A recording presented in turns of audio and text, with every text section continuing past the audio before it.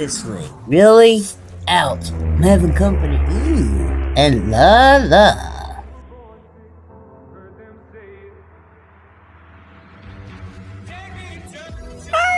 Pardon me, boys. Ooh.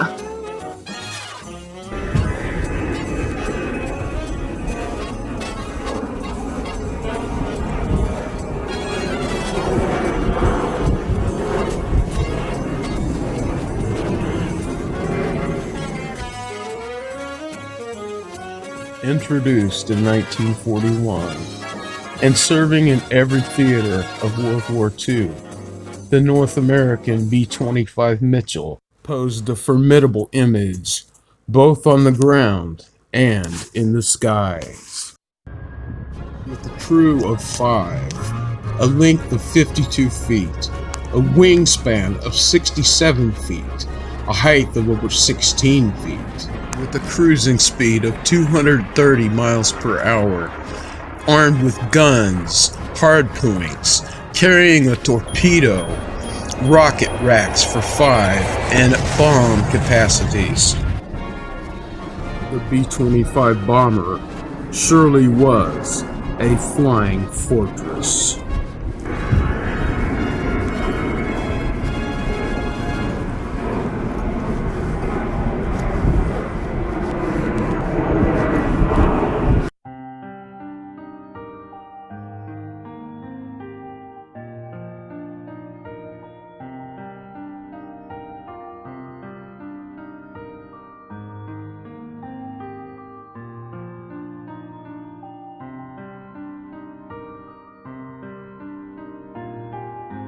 This is a photo of the Western Union telegram my dad received while stationed in Germany concerning the death of his brother.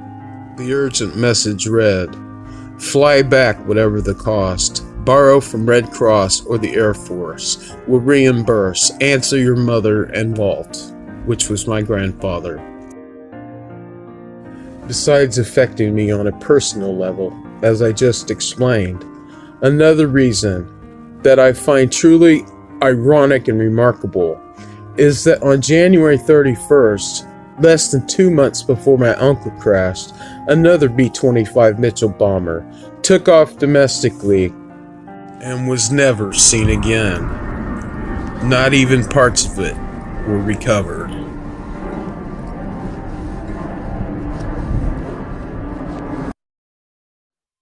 This incident became known as the Ghost Bomber of Pittsburgh.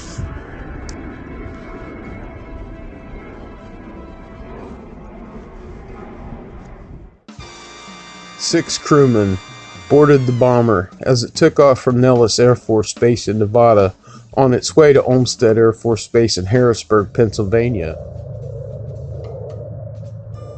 Thought to be a routine training procedure, things went smoothly during the first portion of the cross-country flight.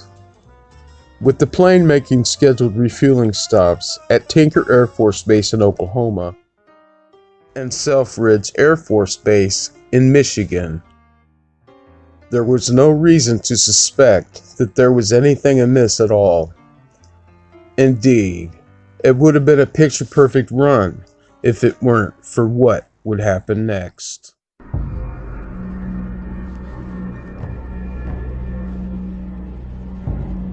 As the massive behemoth of a plane roared over the landscape at around 4 a.m., Major William Dotson radioed in to report that they had run dangerously low on fuel and were also experiencing an engine malfunction.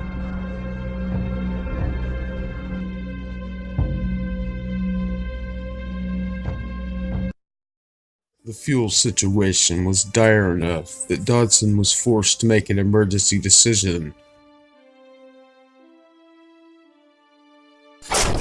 He would have to fly low over the Monongahela River near Pittsburgh, Pennsylvania.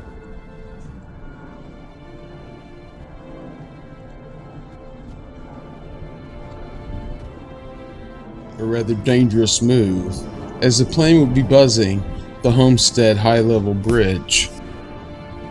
His goal was to gently put the limping plane down in the water near the Glenwood Bridge in Hayes.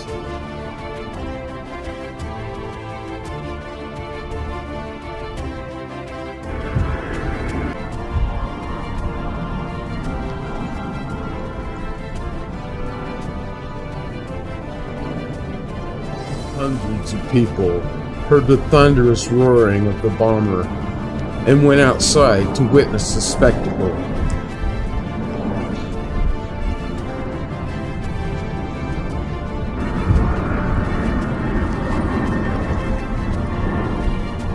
Awestruck, they saw it barely pass over the bridge.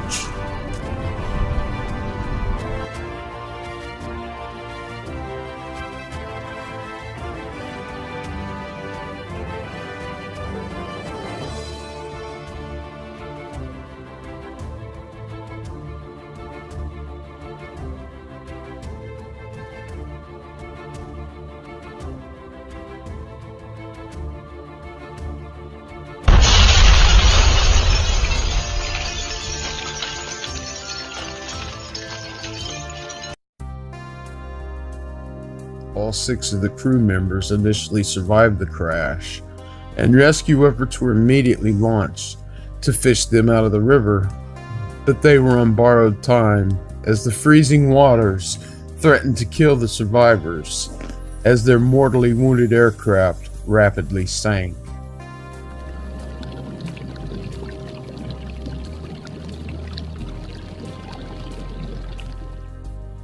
Of the 6 men who made it through the landing, only 4 would come out of the frigid water alive.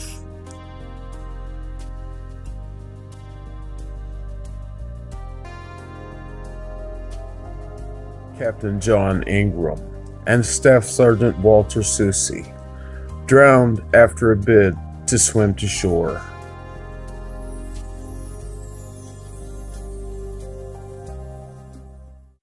After retrieving the survivors, the Coast Guard tried to save the plane, but it sank down into the depths and was seemingly lost. The day's search ended with no results. Over the next 2 weeks, the Coast Guard and Army Corps of Engineers continued the search for the missing plane. The river bottom was dredged extensively, and the survivors gave their testimony of the events.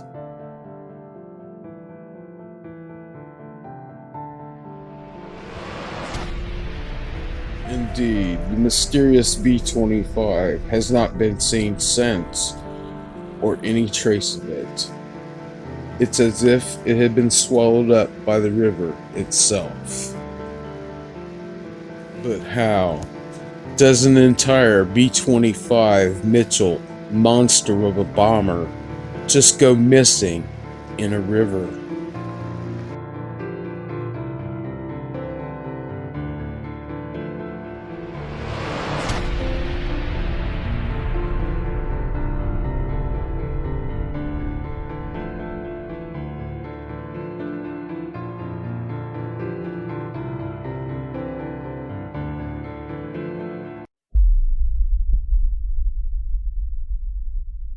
There is nothing logical about losing a 17-foot plane in a 20-foot river. After all, this is not the deep sea out in the middle of the ocean, but a mere 20 to 30 maximum feet of water. So how is it that not even a scrap of it has ever been recovered?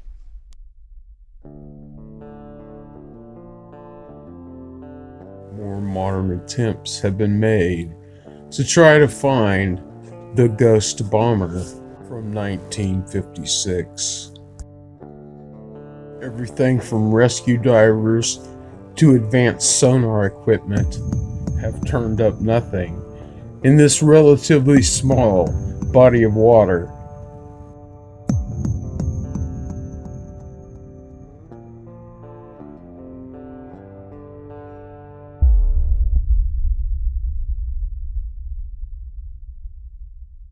One prominent theory is that the plane had not been on a training mission at all, but rather had been carrying some very important top secret cargo, and that the military secretly came to retrieve the plane and whisk it away under the cover of darkness.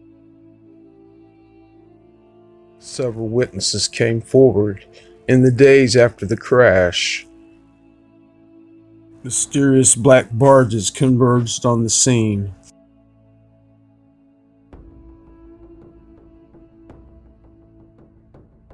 And trucks carrying the wreckage away.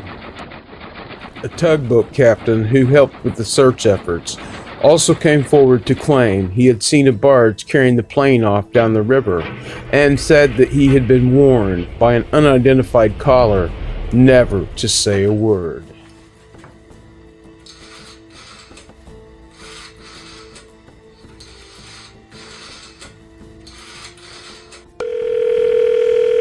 Hello, Mr. Jarvis. Keep quiet. You know nothing.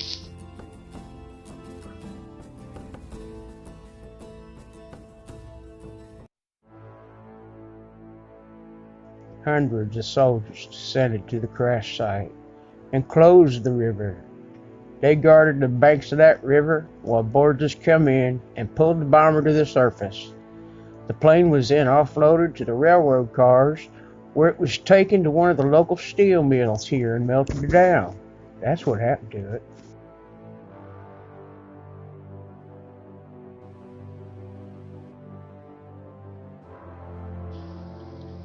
Yes, sir. Just the testing here from the Air Force Base in Dayton, Ohio. That wreckage of a B-25 bomber was brought here on or about February the 2nd this year, 1956, and that's all I have to tell you, sir. I'm sorry. Other eyewitnesses claimed there had been a seventh or even an eighth man aboard the plane who had been wearing uniforms without insignias and was unidentified.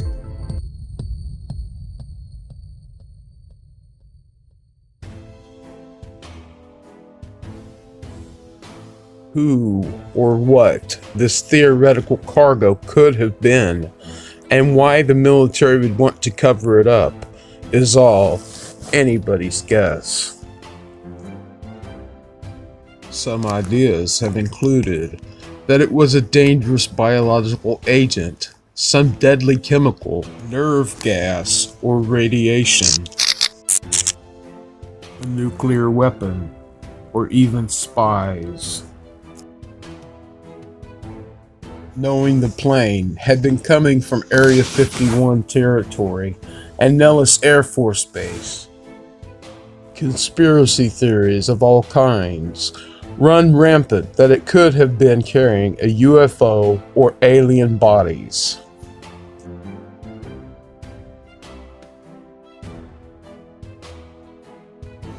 The tense climate and paranoia of the era only made the rumors and speculation worse.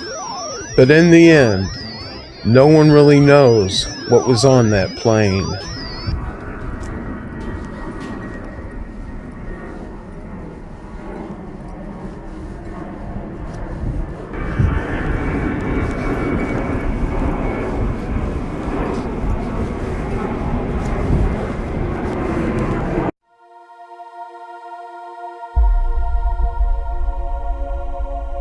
Many others believe the missing bomber is still out there in the river, although its location has never been found, despite the crash area being well researched, and there have been hundreds of eyewitnesses to the crash and the sinking.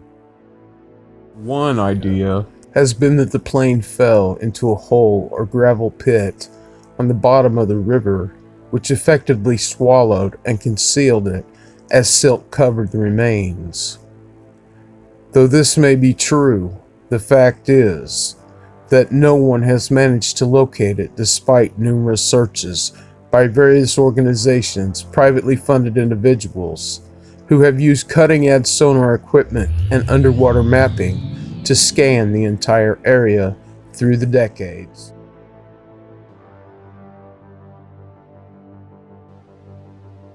Even if the plane is still down there somewhere, there is probably not much left of it, as the highly polluted water serves to quickly corrode and dissolve any metal left there for any length of time.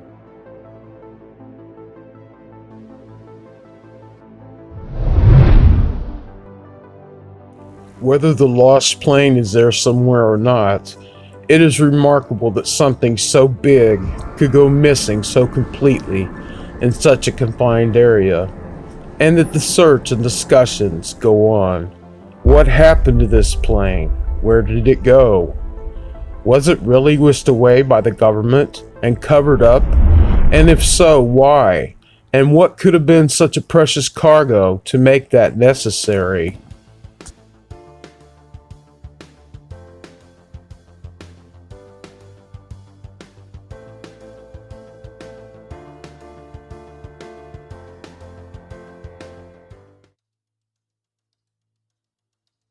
Wherever the answers to these questions may lie, the mystery of the Ghost Bomber of Pittsburgh remains an enigma that is still much discussed and debated today.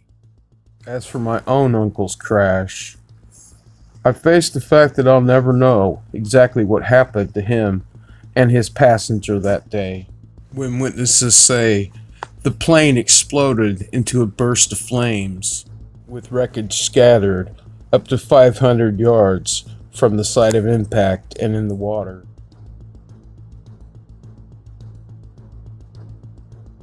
Either way, mysteries aside, we can never neglect the fact that we must honor these men and women who have served in our nation's armed forces and protected our skies.